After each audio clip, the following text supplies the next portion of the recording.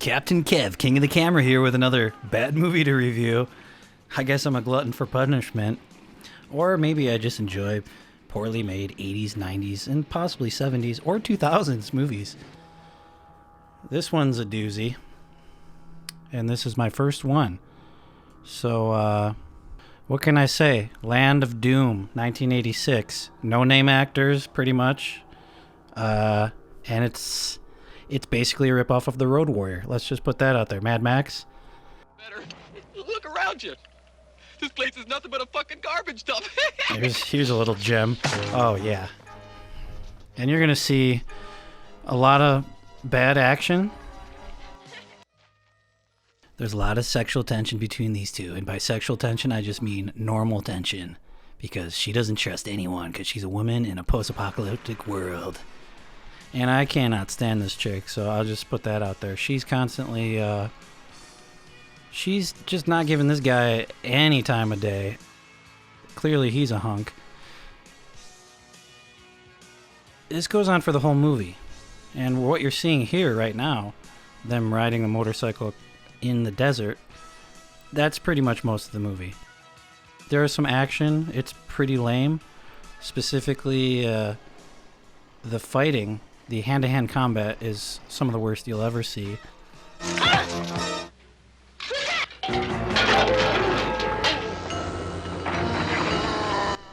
Maybe some slow-mo of how bad the hand-to-hand combat is.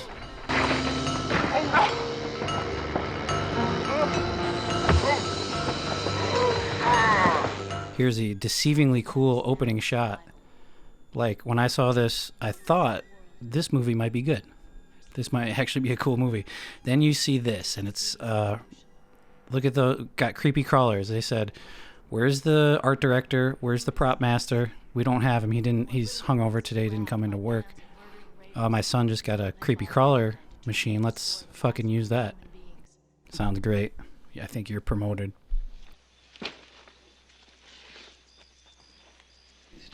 This hunk, he's a real gem. Somehow he has a canteen. Not much is explained. I think she gives a little bit of narration. It doesn't really matter. Almost everything about this movie is garbage. This guy's acting, it's not too bad. Hers, pretty bad. And, you know, she's just annoying. She's annoying to look at. But this is their first interaction. Of course, he's got one bullet and one shotgun. Now, he basically saved her life right there, but she's still skeptical. She's like, oh, what just happened? I was, like, eating a snack, and you, like, shot a snake? You would do that for me? He's all sweaty. He's like, take care of me. And she's not giving him anything. And I'm just going to spoiler alert this for you because I don't care about spoiler alerts. You're going to learn that if you keep up with this channel. All they do is kiss once at the end of the movie. All right, after all this trouble, after all this trust. All right, here. Most loners don't survive. I do. Yeah, I bet you do. Hey! Thanks for the food. All right. If you can keep up, you can come along. But you have to take care of yourself. Well, no, that's the best offer I've had all day. They still had Dennis in the post-apocalyptic world. So here we are in the desert. She's got her, strange pants on that looks like she's wearing a bikini on the back. And enter the ugly motorcycles. Now, if there's one thing you want to pinpoint about how this movie is ruined, let me just put it this way. These bikes ruin the movie. They stand no chance because of these bikes. Okay? And you can't tell me otherwise. Look at how ridiculous these things look. They said, Guys, our budget's limited. We can't do a full road warrior. We can't afford any old hot rods to, put parts on and whatnot. We can't get cars. How about we do motorcycles, and we'll just put a bunch of facades on there. We'll just solder a bunch of and here's the bondage. Here's the bondage, the BDSM or whatever, leather, lots of studs in the future. That car in the front's kind of cool. But these motorcycles are so ridiculous. They got too deep into it and they said, oh, that's pretty cool. Because otherwise, what are they doing? Just riding motorcycles around with no apocalyptic vehicles? And by the way, no explanation of where the gas comes from, how they fix the motorcycles, where the tools are. You don't see anything of a semblance of technology or electricity. This is a very well lit cavern. And do I have to even say anything about what's going on here? Look at this asshole. We got the out of shape Mohawk guy. Of course, the director and the writer on flanking the left and right of the Apocalypse King. Man, you had a whole bunch of guys. Don't lie to me, asshole! I'd like to see what his name is. One guy. Or what what his name is supposed to be in the movie. I don't care about the actor's name because he never worked a day in his life again after this piece of trash. Now this is a little gem here. Moving on, we're gonna kind of do a little narration of the clips, and that's just how it's gonna happen until I figure out a better system for this crap. Now they're in the middle of the desert. Now, I didn't show this part. They had been walking for, it looked like miles, okay? And now here we are. She's just another example, not trusting this guy, even though he's doing absolutely nothing wrong, just kind of semi-flirtatious at best. And there's just a dude magically waiting there behind the freaking bluff. I keep saying it, but it's ridiculous. And this guy's a real spaz. You saw him in the beginning. And he swears a lot, and it's slightly refreshing when they cuss, because this movie's such trash. I love this. This is the only tree that exists in the whole movie, I'm pretty sure. And clearly they just cut it down. It's like, who cut that perfectly clean? And so he gets tied up to that shit, and they break free and whatever. And she's constantly spazzing out. Yeah. Here's a scene where he's cuddling up to her in the middle of the night. She's like, I might cut you, because I don't trust you, because it's post-apocalyptic breakdown. And here's a direct ripoff of The Road Warrior. I'm sure you recall the scene on top of the hill where he's looking at the fortress, the good guy fortress. Now, they barely show these people in white, but another direct ripoff of The Road Warrior.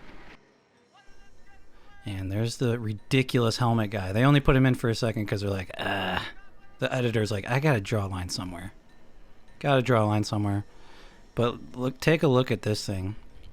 And we're gonna get to the music in a second too. There he is. Oh, look at that thing. Now, comment below if you can figure out what they made that out of.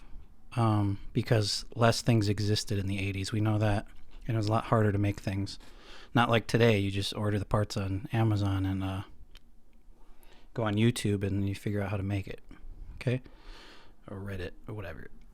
I just can't for the life of me who thought this prop designer needs to be fired. Now here's a great scene.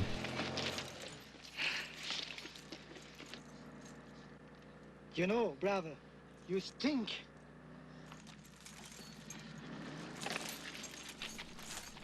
Notice the outfits. Man, that guy's eyes were real red.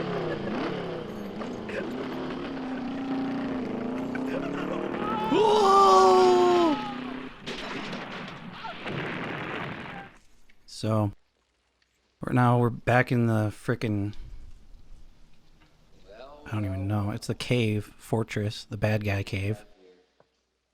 The outfits, you're just what's the deal with the leather, with the studs? Very nice. How? There's no logical reason other than we're ripping off another movie. So that's what I'm getting at here. Because does it look cool? I don't know. Not really. In the 80s, it kind of looked cool and tough, but I mean, why do they have their shirts off? This dude with a mustache. What are you looking at him for? He can't. And, I haven't really talked about the evil king. You treat me nice. And all this is yours. It's like, what can you say? What can you say about this turd? Unbelievable. Just drink it in. He's got his earbud in on the left. Left ear. And that mask. It's like, hey guys, I know the motorcycles look dumb, but could you just make me a mask that looks even stupider than that? So this is the part, and this is a really exciting part actually, because the music, like I said, is so inappropriate.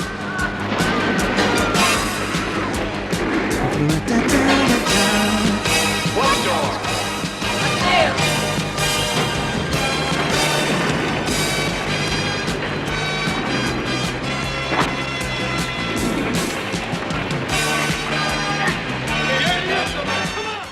This is a spray painted ass. Look at this brush. You can see the brush marks on there. So the music is so inappropriate in this ending sequence where there's like a lot of action. How could you take any of it seriously? So many things went wrong on this filming of this movie. Okay, and now we have one of the only four-wheeled vehicles driving around, and it looks equally as obnoxious. And here's the only time they have any intimacy. Can you keep up? I'm giving you the most of the movie, but this implies that they'll make love later, I guess, because they walk off into the sunset. And the minor character who saved their lives with his pathetic flamethrower, he runs off with them. It's all about the puppy. It's all about the bikini pants.